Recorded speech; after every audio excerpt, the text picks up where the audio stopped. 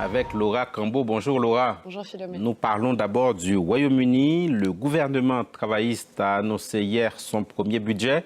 Il est historique. Oui, à plusieurs titres. Déjà, c'est le premier budget depuis la création de la fonction il y a 8 siècles à être présenté par une femme.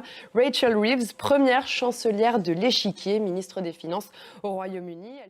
40 milliards de hausses d'impôts, donc dans quel secteur, Laura? Oui, plus de la moitié des nouvelles recettes, 25 milliards sur les 40 milliards de livres, proviendra de la hausse des cotisations patronales. Et ces hausses d'impôts sont censées compenser le trou dans la finance publique? Oui, on l'a entendu, elle l'a clairement dit, l'ampleur et la gravité de la situation dont nous avons hérité ne peuvent être sous-estimées, car en effet, le gouvernement conservateur a laissé des finances publiques dans le rouge.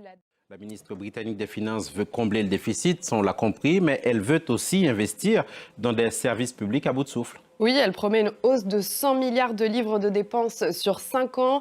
Plus concrètement, par exemple, c'est 5% de dépenses en plus pour les écoles.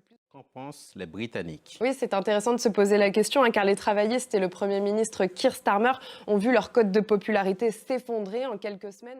En tout cas, une certitude, Philomé, selon l'organisme de surveillance budgétaire britannique, ces hausses de dépenses permettront dans un premier temps de stimuler la croissance. Plus que prévu, elle augmentera de 1,1% cette année, de 2% l'an prochain. Reste à voir donc sur le long terme. Merci beaucoup Laura Cambo. C'était l'info écho dans À la Une.